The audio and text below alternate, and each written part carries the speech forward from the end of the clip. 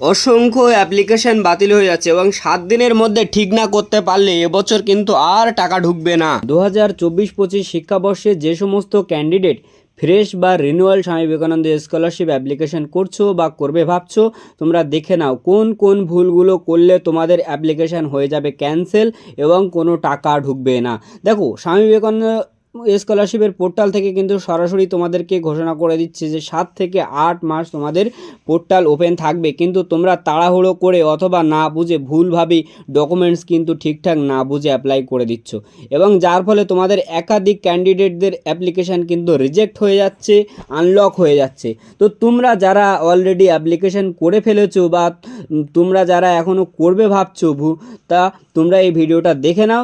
যারা ভুলগুলো করে ফেলেছো তারা কিভাবে ঠিক করবে এবং যারা অ্যাপ্লিকেশান করতে যাচ্ছ তারা যাতে ভুলগুলো না করো, সঠিক প্রসেসে তোমরা অ্যাপ্লিকেশানটা করতে পারো, তার জন্য কিন্তু ভিডিওটা খুবই ইনফরমেটিভ হতে চলেছে। তো আমি এখানে 4-5টা ভুলগুলো তোমাদেরকে ফার্স্টে বলে দেবো যে এই ভুলগুলো করলে তোমাদের টাকা ঢুকবে না এবং সেই ভুলগুলো যদি অলরেডি তোমরা করে ফেলো বা তোমাদের তোমাদের অ্যাপ্লিকেশান আনলক হয়ে যায় বা রিজেক্ট হয়ে যায় তাহলে কি করবে সম্পূর্ণ কিন্তু এই ভিডিওর মধ্যে আমি বিস্তারিতভাবে বলে দেবো। তো চলো ভিডিওটা শুরু করা যাক, আর ফার্স্ট টু লাস্ট তোমরা ভিডিওটা জুড়ে থাকো কারণ ভিডিওটা হতে চলেছে ফুললি ইনফরমেটিভ।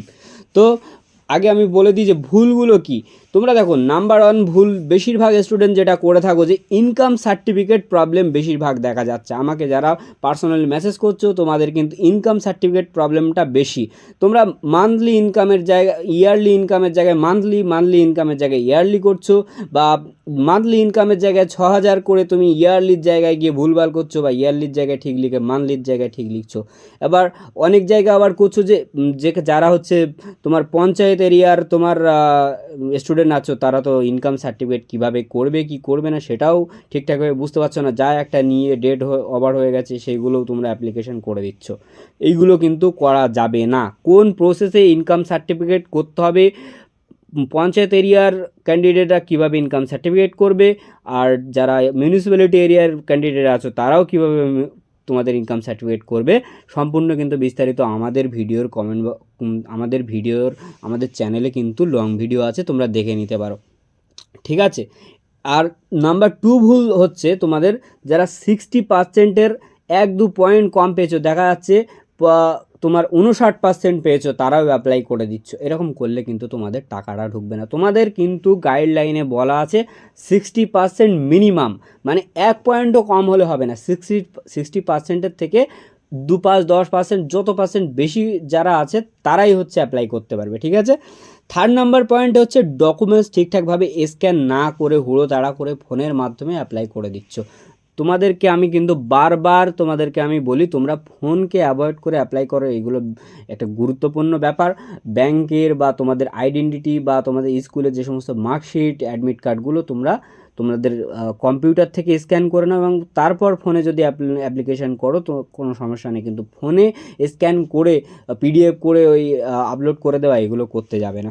তারপরে দেখো, তোমাদের ব্যাংকের অনেকের প্রবলেম হচ্ছে, ব্যাংকের আইএফসি কোড অনেক ব্যাংকে চেঞ্জ হচ্ছে, ইউনিয়ন ব্যাংক, ইন্ডিয়ান ব্যাংক, এই ধরনের এলাহাবাদ ব্যাংক বা তোমার ব্যাংক অফ বরোদা, অনেক ব্যাংকের কিন্তু আইএফএসসি কোড চেঞ্জ হচ্ছে, তোমাদের আপডেট নেই, বই আপডেট নেই, তোমরা কিন্তু সেই ভুলভাল তথ্য কিন্তু পোর্টালে তুলে দিচ্ছ অ্যাপ্লিকেশানের সময়, তোমাদের কিন্তু টাকাটা ওইখানেই ঢুকছে না, ওইখানেই আটকে যাচ্ছে। তারপরে ভুল দেখো, তোমাদের যারা ইয়ার গ্যাপ দিয়েছো, তুমি এর আগে 2-1 বছর তুমি ইয়ার গ্যাপ দিয়েছো, আবার নতুন করে পড়া স্টার্ট করেছো, কলেজে ভর্তি হয়েছো, কিন্তু তুমি অ্যাপ্লিকেশন করার সময় তুমি কিন্তু ইয়ার গ্যাপের সার্টিফিকেট দাওনি। কোথা থেকে ইয়ার গ্যাপ সার্টিফিকেট তুলতে হয় সেটাও জানো না।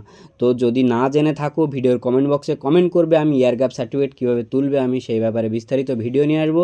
আর যারা অলরেডি অ্যাপ্লাই করে ফেলেছো তোমাদের ইয়ার গ্যাপ সার্টিফিকেটের জন্য যদি রিজেক্ট হয়, ইয়ার গ্যাপ সার্টিফিকেট দিয়ে কিন্তু তুমি আবার অ্যাপ্লিকেশানটাকে তুমি ঠিকঠাক করতে পারবে। আমি বলে দিচ্ছি কোন প্রসেসে করবে। তারপরে পয়েন্ট হচ্ছে ভুল তথ্য প্রদান করছো অনেকেই, দেখা যাচ্ছে তুমি কোথাও একটু 1 পয়েন্ট বা 2 পয়েন্ট নাম্বার বেশি করে দিচ্ছ, বা কোনো একটা সার্টিফিকেট নেই সেই সার্টিফিকেটটাকে কোনোভাবে ম্যানেজ করে দিয়ে দিচ্ছ, এইগুলো কিন্তু এই সমস্ত জায়গায় করা যাবে না। এইগুলো কিন্তু ডিরেক্ট বারণ করে দিচ্ছে, এগুলো করলে কিন্তু তোমার টাকা তুমি সারা জীবনেও ঢোকাতে পারবে না। তো এবার বলে দেবো এই ভুলগুলো যারা করে ফেলেছো, অলরেডি তোমাদের অ্যাপ্লিকেশন হয়ে গেছে রিজেক্ট, না হলে কারো আনলক হয়ে গেছে, বা তোমরা যারা অলরেডি তোমাদের অ্যাপ্লিকেশান করা হয়ে গেছে, তোমরা কিন্তু তোমাদের অ্যাপ্লিকেশানের স্ট্যাটাস চেক করো, তোমাদের মেইল চেক করো, তোমাদের মেসেজ চেক করো। মেইল মেসেজ যদি নাও আসে, তোমাদের অ্যাপ্লিকেশান লগ ইন করে তোমরা স্ট্যাটাস চেক করে নাও, কারণ সেখানে কিন্তু অনেকের 7 দিনের মধ্যে ঠিক করে নেওয়ার জন্য নোটিশ দিচ্ছে। সেই নোটিশের মধ্যে 7 দিনের মধ্যে কিন্তু তোমাদেরকে সেই ডকুমেন্টসটা ঠিকঠাক করে দিতে হবে। যে ডকুমেন্টসের প্রবলেম বলবে সেই ডকুমেন্টসই তুমি এডিট সেকশানে গিয়ে এডিট করে তুমি সেখানে ইনকাম সার্টিফিকেটের প্রবলেম হলে ইনকাম সার্টিফিকেট ঠিকঠাক করে দিয়ে দেবে, বা যে ডকুমেন্টসের প্রবলেম সেই ডকুমেন্টস কিন্তু ঠিকঠাক করে সেখানে তোমাকে সঠিক সময়ের মধ্যে সাবমিট করে দিতে হবে। এবং সেইটা এডিট করার পর, সাবমিট করার পর যে তোমার অ্যাপ্লিকেশন ফর্মটা বার হবে, সেটা নিয়ে আবার কিন্তু কলেজকে দিয়ে ফরওয়ার্ড করাতে হবে, না হলে কিন্তু তোমার এডিট প্রসেস কিন্তু কমপ্লিট হবে না। তো এই ছিল আজকের ভিডিও। তোমাদের এছাড়া SBM CM নিয়ে যে কোনো রকম যদি সমস্যা ফেস করো, আমার এই ভিডিওর কমেন্ট বক্সে কমেন্ট করতে পারো, বা